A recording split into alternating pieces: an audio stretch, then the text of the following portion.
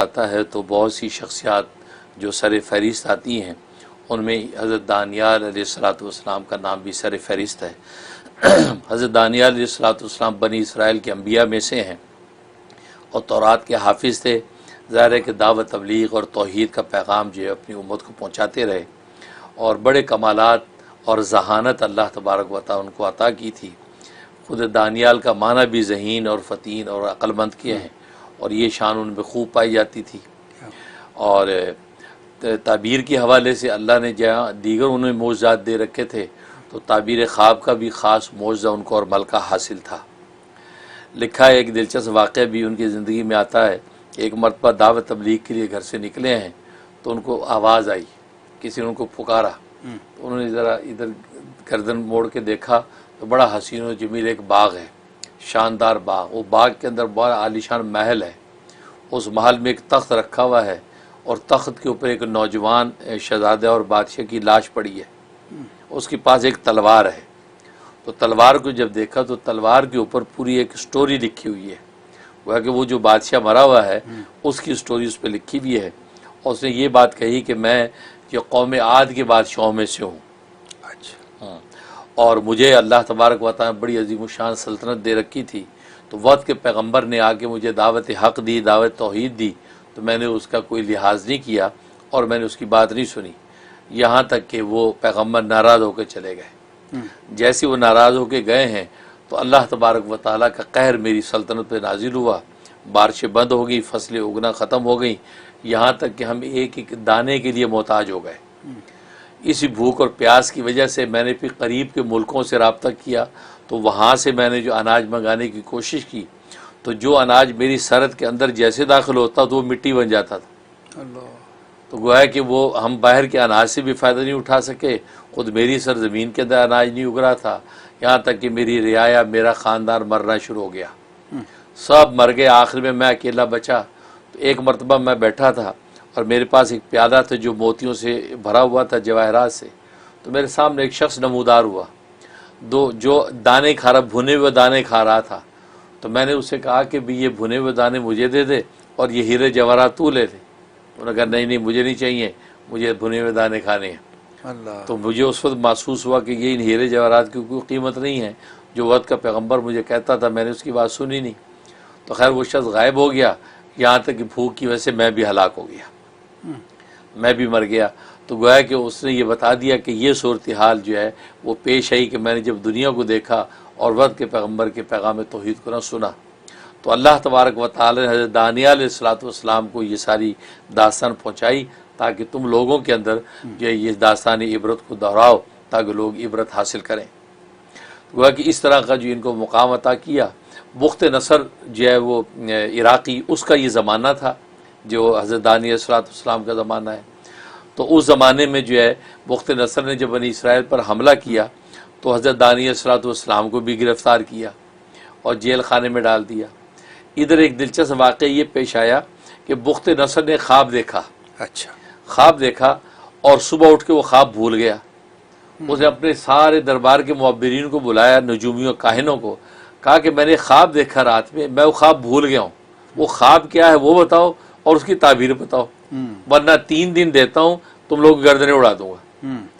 اب وہ سارا جو ہے دربار حیران، کاہن نجومی کہنے لگے بادشاہ سلامت، تعبیر تو ہم دے سکتے ہیں لیکن خواب آپ کو پتہ ہونا چاہیے، ہم کیسے پتہ لگائیں؟ کہا کہ اتنی بڑی بڑی مراعات حاصل کرتے ہو، یہاں تمہیں میں نے مقربین شامل کر رکھا ہے، تم ایک خواب میرا نہیں پتہ لگا سکتے؟ تو کس بات کی تمہاری یہ نجومیت و کہانت؟ 3 دن میں دیتا ہوں مہلت ورنہ گردن اڑا دوں گا۔ اب جناب پورے ملک کے اندر ہلچل مچ گئی کہ نجومی بیچارے سارے پریشان کہ یار خواب کہاں سے پتہ لگے، یہاں تک کہ یہ بات جیل خانے تک پہنچی۔ تو جیل کے سپرنٹینڈنٹ نے تذکرہ کیا تو حضرت دانیال علیہ السلام نے سن لیا، کہا کہ بھئی کیا ہوا؟ کہا جی بادشاہ نے خواب دیکھا اور کہتا خواب بھی بتاؤ تعبیر بھی بتاؤ۔ کہا کہ میں بتا سکتا ہوں۔ اچھا، کہا کہ پکی بات ہے، یہ نہ ہو کہ تیری گردن بھی جائے میری بھی جائے۔ کہا کہ نہیں بادشاہ کو بتا دو کہ ایک آدمی ہے وہ تعبیر بتا دے گا اور خواب بھی بتائے گا۔ ٹھیک۔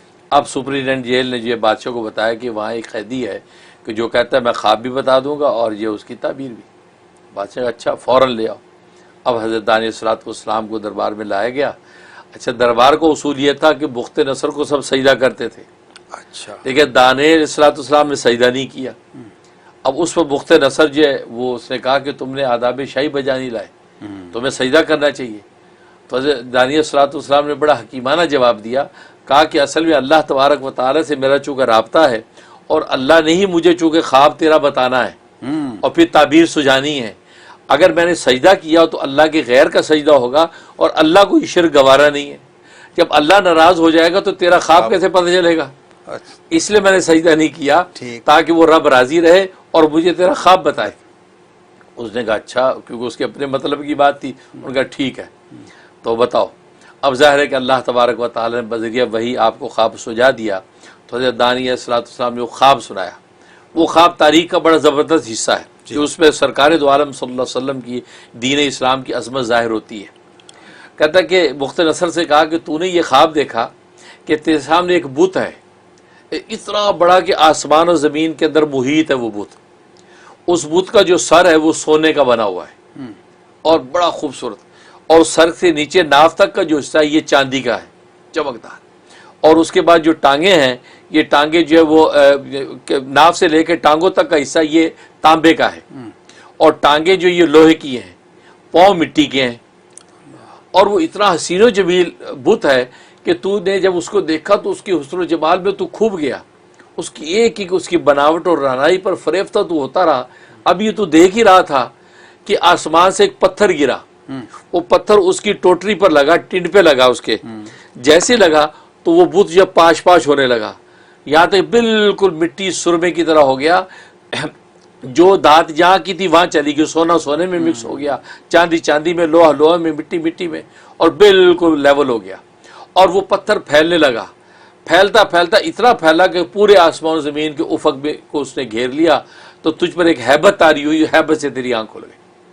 تو بادشاہ بخت نصر نے کہا بالکل یہی ایسا ہی ہے, ایسا ہی.